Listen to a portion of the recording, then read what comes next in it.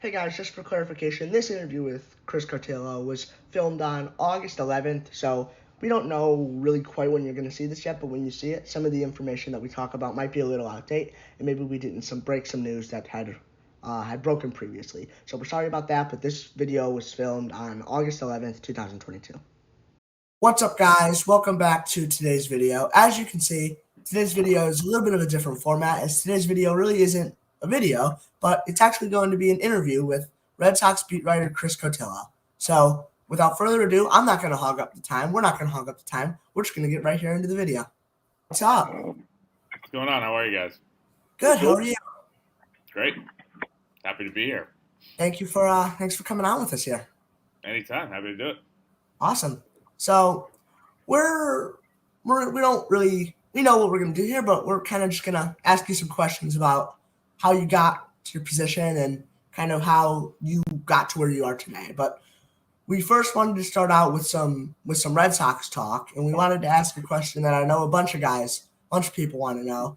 For you and for what you were hearing, what were the hours leading up to the Christian Vázquez trade like?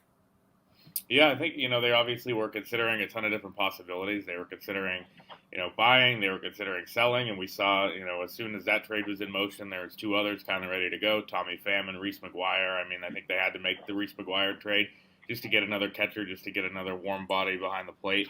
So I think that was obviously busy, a lot of different things in motion, and I was in Houston in the clubhouse for an hour before. It was, kind of business as usual. There wasn't anything going on.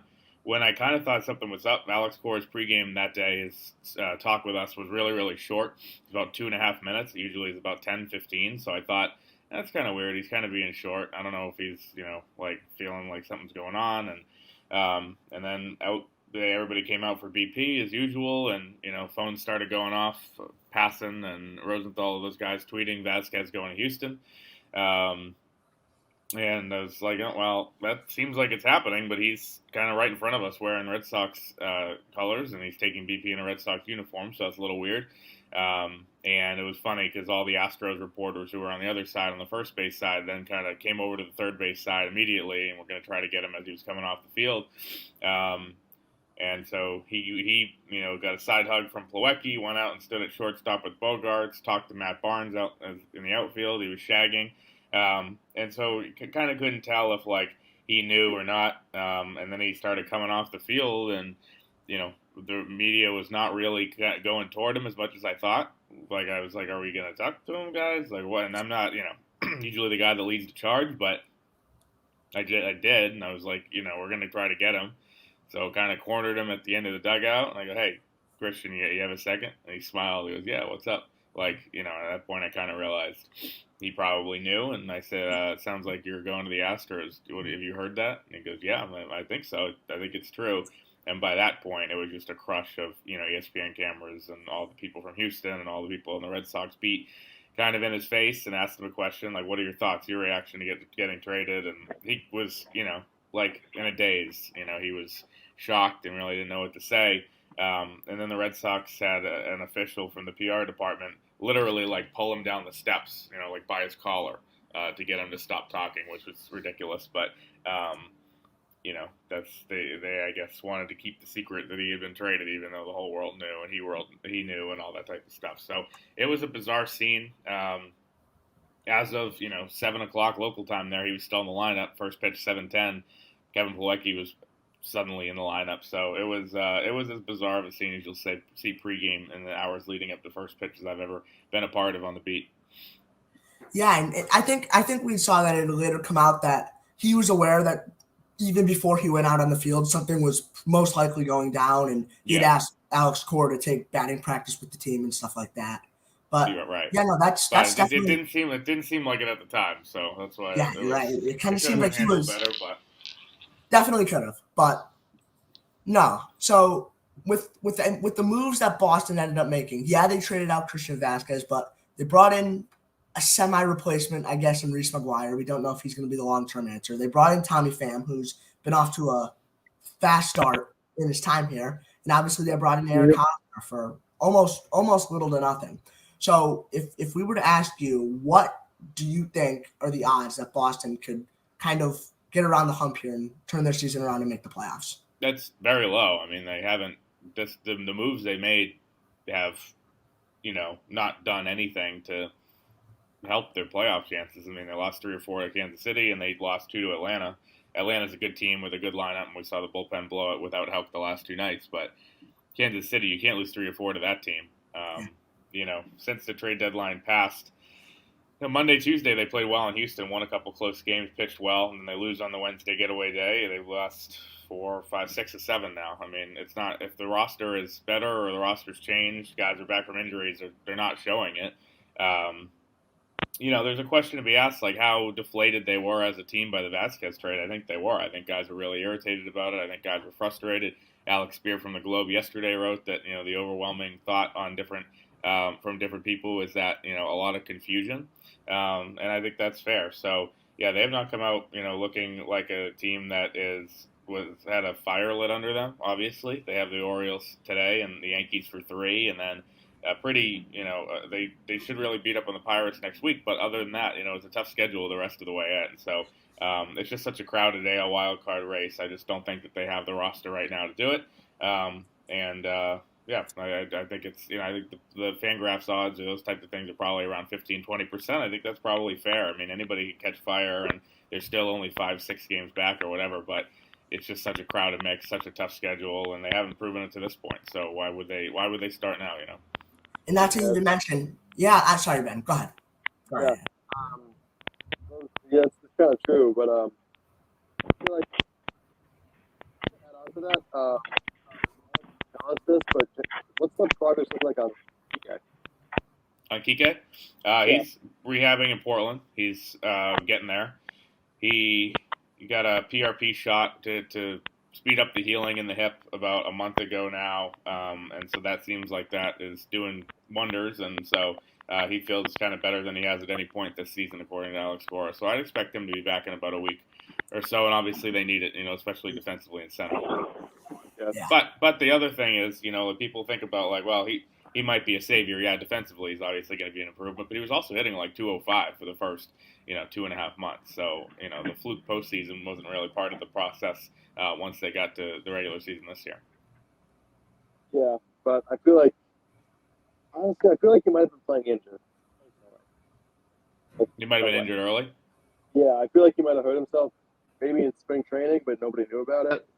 Yeah, he said, Cora said the other day this has been something that's been bothering him for a while, but don't play through it for 2.5 months if you're going to be a shell yourself, Yes.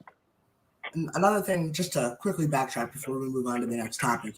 Yeah, they had to obviously trade someone to bring in Reese McGuire, but they did end up trading Jake Diekman, who, as we've seen, he's been okay in his first couple outings with Chicago, but we've seen recent performances from Darwins and Hernandez in the bullpen. Kind of makes you wish you had a guy like Diekman, had a lefty like Diekman in there to just kind of come in and get some outs for you.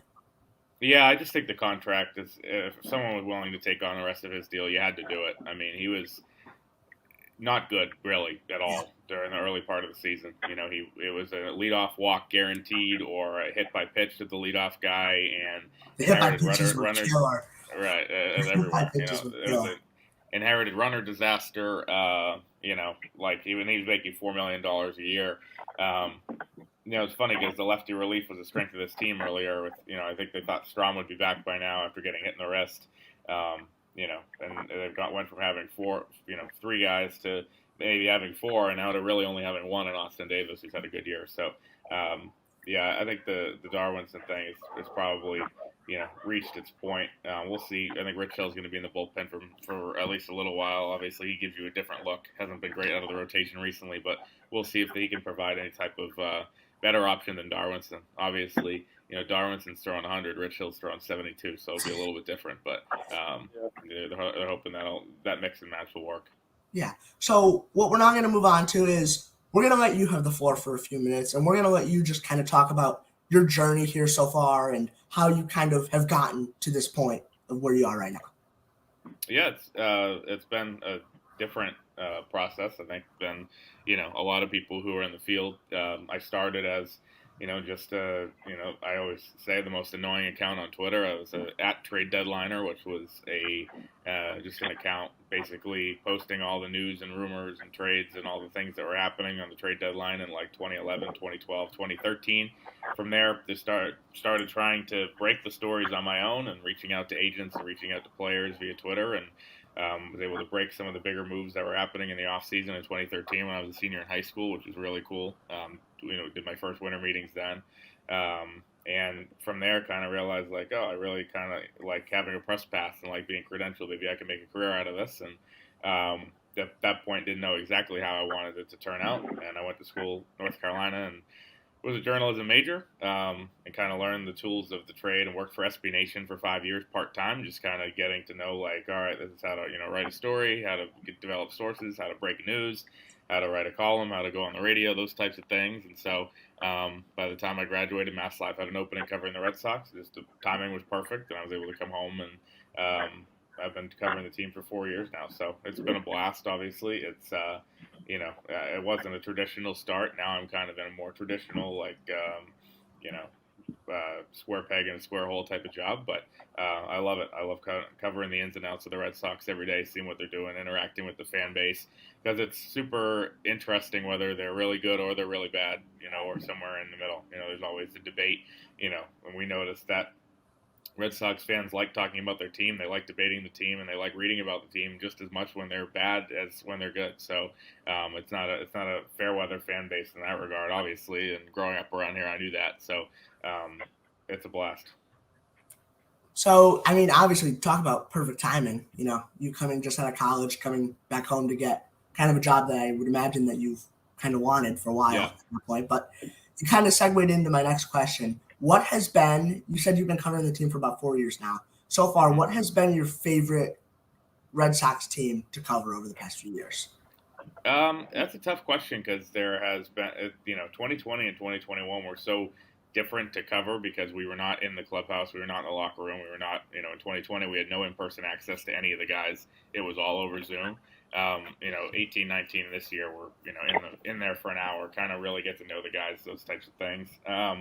The 2018 team was obviously, they had a lot of big names and they were in a good mood and easy to cover because they won every single day. It's obviously easier to talk to guys and do interviews and when everybody's in a good mood, and when you win 2/3 of the time and basically don't really run into any adversity for an entire year and have the perfect season, it's easy. But then there's still, guys in there who are difficult. I think, that's part of every. There's also that like when they're winning, they're really like over the top, into themselves, and so there's the pluses and minuses of every clubhouse.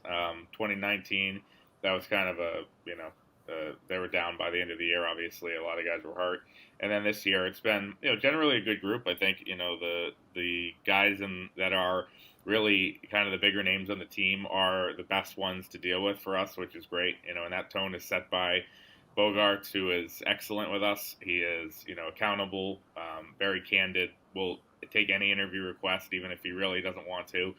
He really gets the part. I think people don't realize that part as much. People, like you have to have a certain it factor to be successful in Boston. We've seen so many guys not have it over the years. So for him, it's like, he's a perfect spokesman. He speaks from the heart, and you can see why he connects with teammates and coaches and everybody and why he's such a good fit. And I think it starts with him in terms of covering the team. He sets the tone. Devers is a super nice guy. Sale is really, really good with the media, very accountable. Evaldi, the same thing.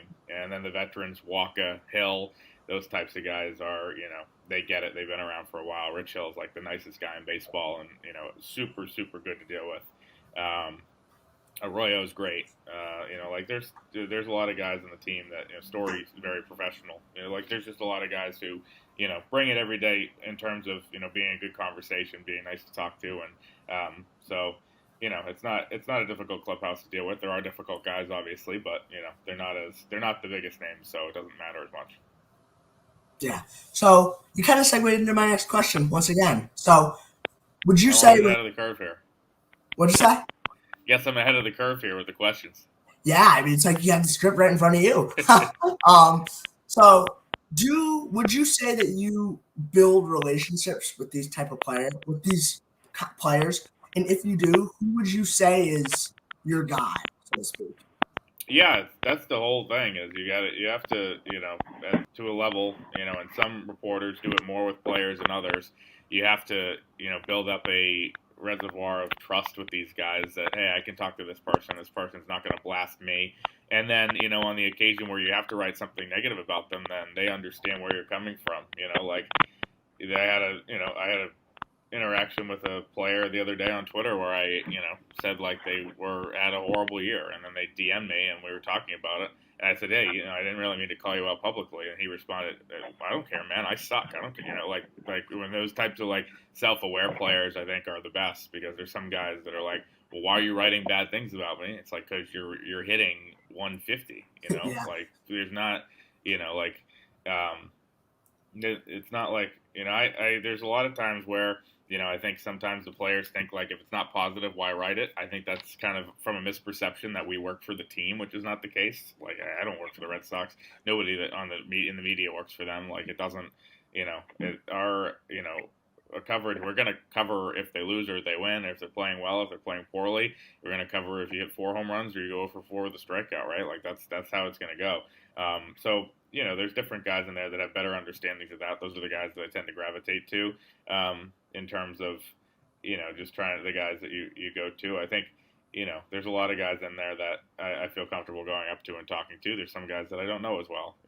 I haven't met Eric Hosmer yet because I wasn't in Kansas City, and I haven't met, I met Pham briefly, but like that's just all part of the process now, is like getting to know what those guys are like in the next couple months, and maybe in the case of Hosmer, if he's back next year. So, yeah, when the roster's changing, it's kind of, it impacts us, like, I always say, and we always say, it's better for us to have like good guys than necessarily good players. How they play doesn't really affect anything for the media, but how they are to deal with, and how they're understanding and how they are as quotes, and it can really be honest and good with the media. It's really important to us. So we'll see how the newcomers are. Absolutely. So the next question is going to be a little bit different. We've kind of talked about you for a while. We've talked about the Red Sox. The next question is going to be a little different. What is your favorite flavor of ice cream, and what ballpark has the best ice cream? Yeah, Fenway, it just continually delivers. It's just like, it's the consistency. It's a new ice cream machine they just put in, just vanilla with Really? Oreo and sprinkles. But Oh, as I announced on a different podcast yesterday, and will be announcing fully on Twitter, I'm retiring from the ice cream game.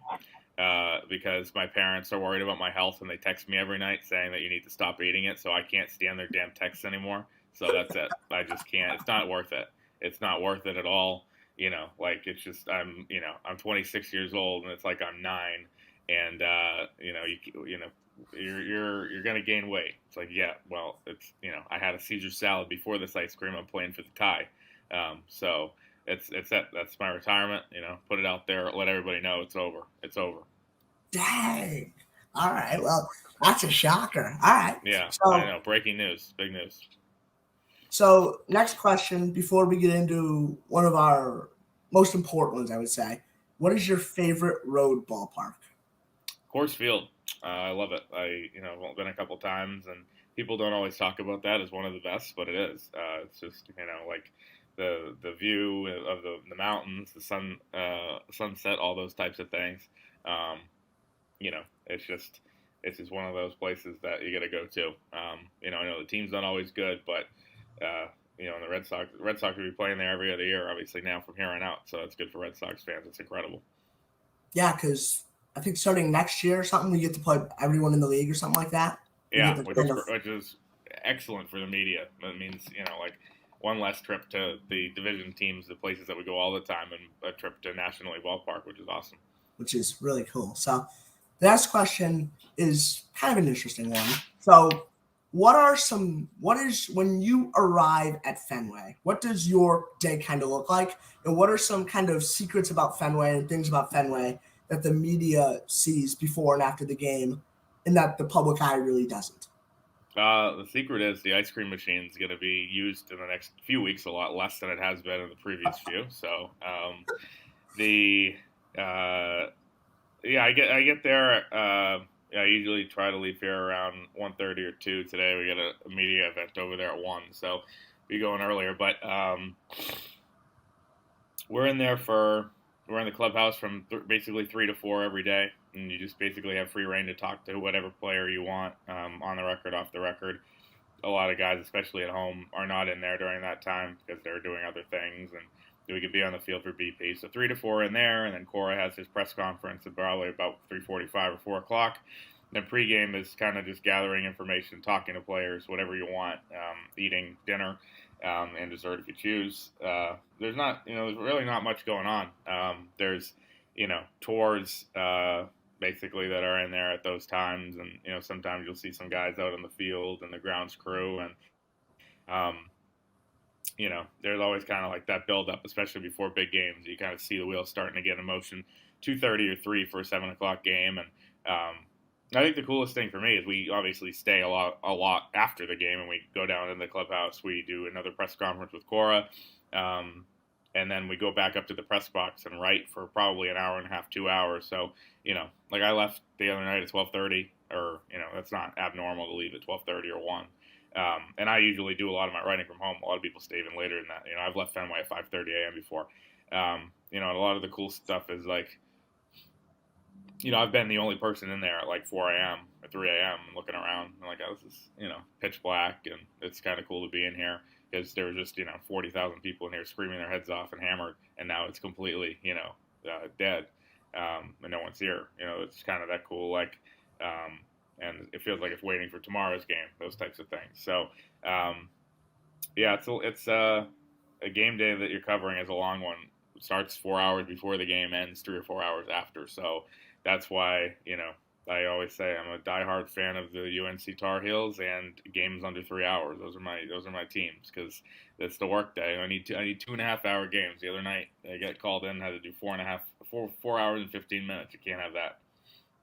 Yeah. That was almost a double ice cream day.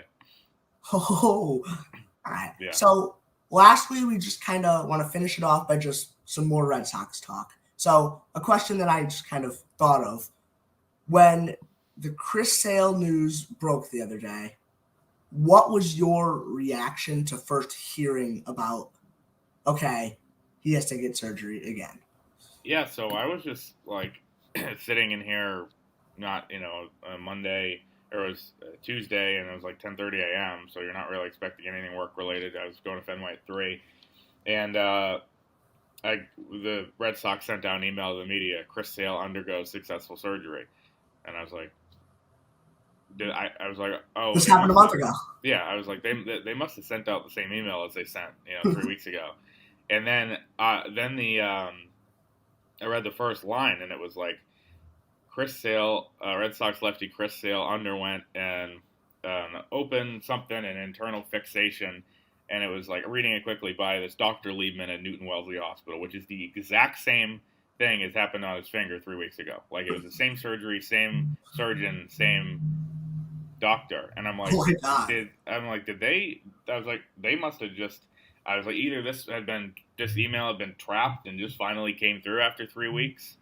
And then I read the second thing, and it was like, Sale suffered the wrist injury. I'm like, what the hell is this? And it said in a biking accident. And I was like, oh, so this is something different. And then I saw that it was the internal fixation or whatever was in the wrist and not the finger, and then basically, everything else for the rest of the day goes on hold. I was about to record a podcast, canceled that. And then, they had a Zoom with Heim, and everything goes out the window. So it wasn't even registering to me that it was new news at the time. It seemed like it was, just that email coming through 3 weeks later.